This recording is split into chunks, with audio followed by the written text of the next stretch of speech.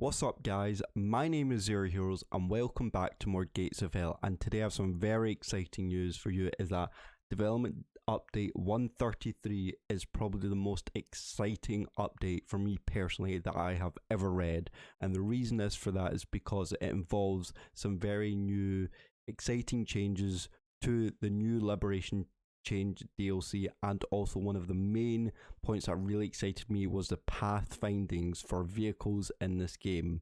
Now, as you know, pathfinding has been a huge problem, I feel like, for all the Men of War games and Call to Arms series, and it felt like it didn't get much attention to because a lot, as you know, that the vehicles got stuck and they never worked well, and it still pisses me off to this day. But I've got it right here that it is all being improved, so I'm very excited to do this, as well as some very new other exciting updates to the Liberation DLC that will be coming out hopefully this year. So guys, if you do want to see more content like this, make sure you subscribe, hit that like button, and also we're trying to get to 2,000 subscribers before the end of the year, so if we could do that, that'd be great.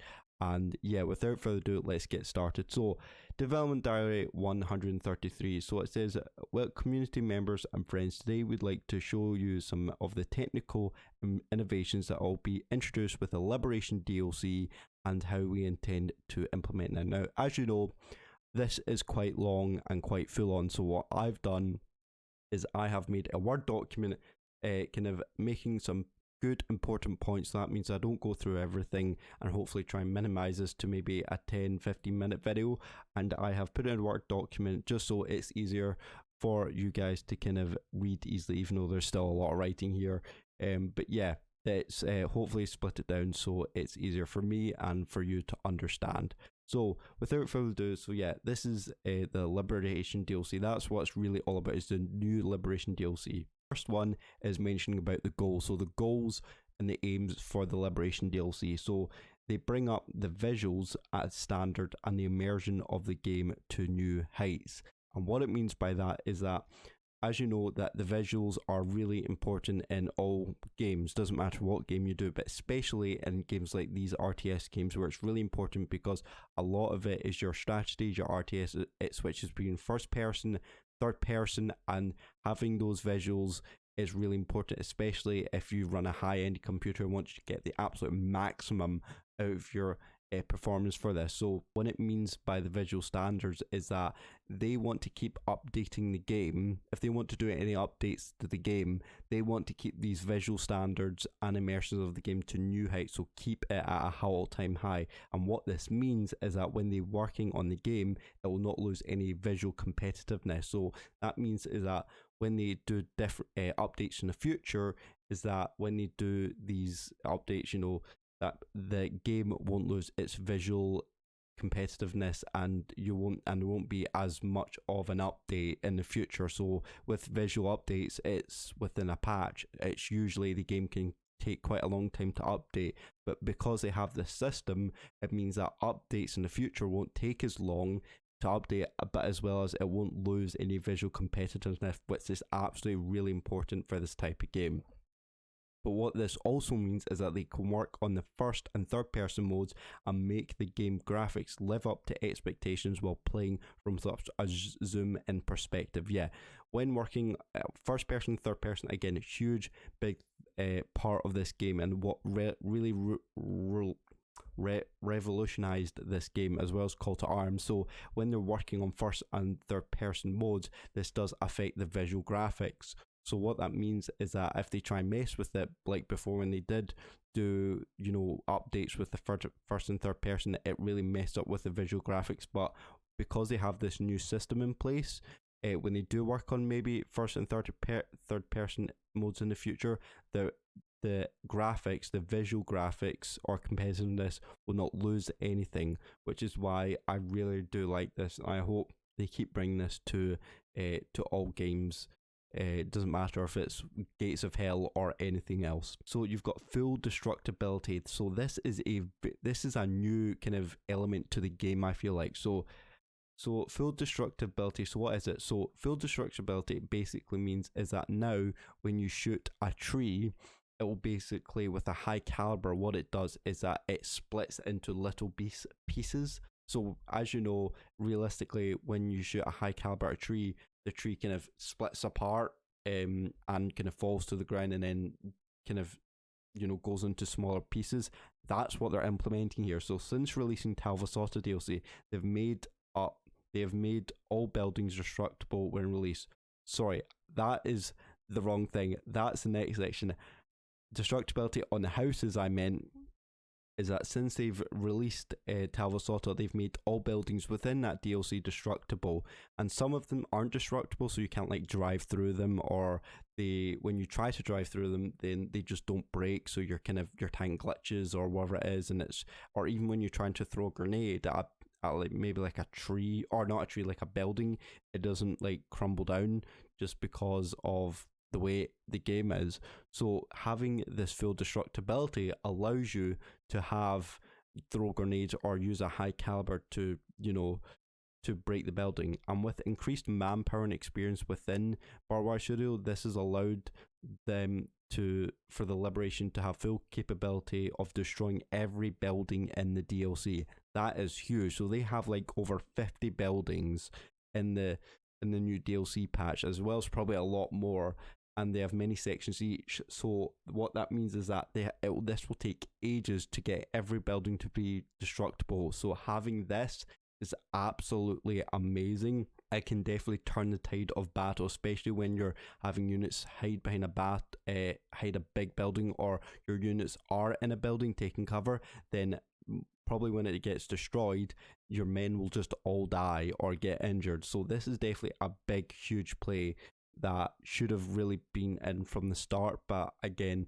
this is something that is huge, and I think what it will happen is that it will get released to the rest of the game to see how it goes. But first, I think they're releasing it within the DLC, and I think in future updates it'll be released to the whole game. So this was another new one for me, which is Obliterate the Tree. So this is what I was talking about in the very first sentence. I was in the full destructibility, so making trees into small pieces by a large caliber hit. So yeah, I kind of got those two mixed up, but basically if you get a tank with a large caliber or artillery piece and you hit a tree, and in reality, in real life, basically when you hit a tree at high caliber, it splits in half or goes into smaller pieces.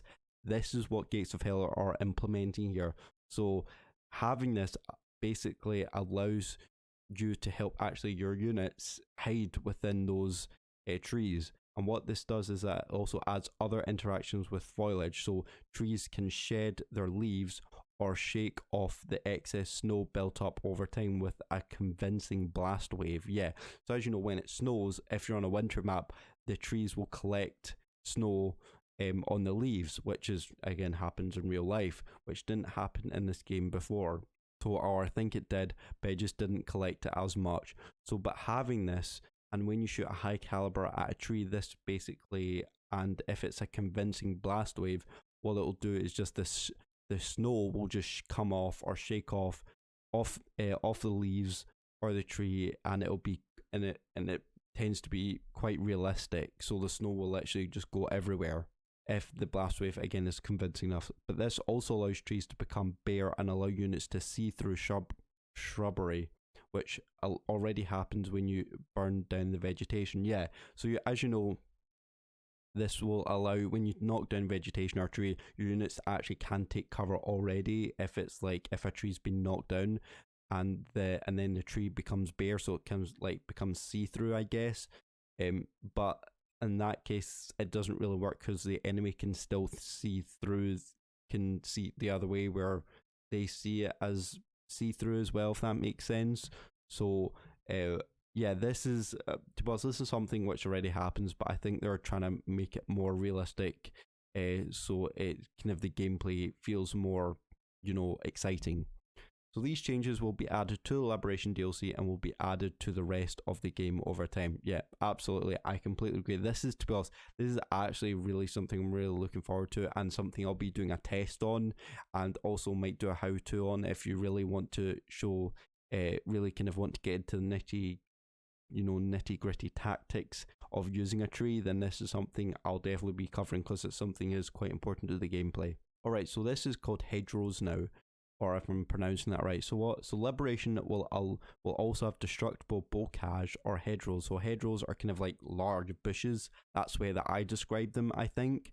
And what this means is that a part and part of the fighting of Normandy is that, you know, they had bocage or hedgerows. They had large amounts of them in the fighting of Normandy, which dictates where a vehicle could or could not go, which is absolutely true. Because if you see battle just now, a lot of vehicles sometimes can't pass through the the bocage or the hedgerows, which stops the vehicle from advancing in places where it should do really in the first place. But having this will be able.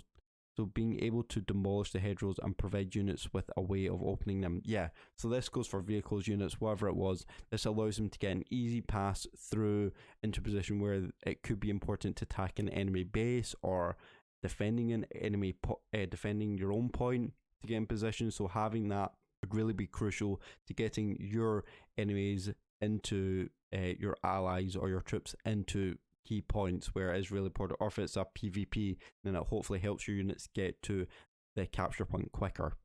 And the USA is well suited for this role with the diverse weaponry and plentiful explosives. Yeah, so as you know, with I think it's on M4 Shermans, they have like this tool, this like large is it called a hedgehog, I think, or something like that front, which allows this like a spinning blade, which allows you, well, gets rid of mines, but I think also cuts down like hedgerows or bocages, whatever you call them.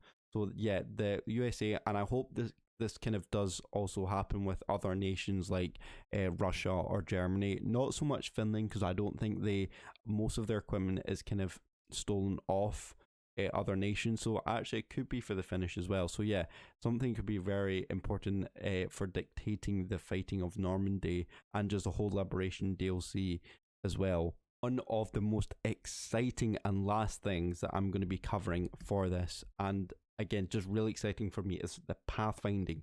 The pathfinding basically improves pathfinding, vehicle pathfinding. So see, when you have to try and organize all your units and all your vehicles, wherever it is, to go to a certain place, and your vehicle, the AI just goes into a direction. You tell them to go to a place straight over to the direction you want to, but it just takes a detour into the enemy line and then just gets itself killed, or if it takes a detour into a trench and then gets itself stuck. Well, this update pathfinding should help it. So they've already released some improvements of the pathfinding over the last 2 updates, but let's be honest, I didn't see any difference. Actually, that's not true. I have seen some improvements of the pathfinding, but it still isn't great and still needs a lot of work on. But what they've improved here is that they've improved the pathing system, so vehicles they get stuck less often. Yeah, absolutely amazing. This is something that needs to happen, especially when like towing like artillery pieces, or when you actually move artillery pieces.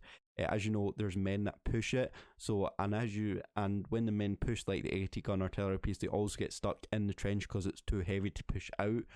Now the pathfinding will hopefully maybe find routes to go around the trench. So that means it won't get stuck, or find paths that are still, you know, within your base and don't go through the enemy line. Also improved AI's ability to perform turns. I completely forgot. I forgot to zoom this in for you guys. Improved AI's ability to perform turns on tracked vehicles, so they stop less to perform natural turns, which means they have to accelerate to stop to top speed again.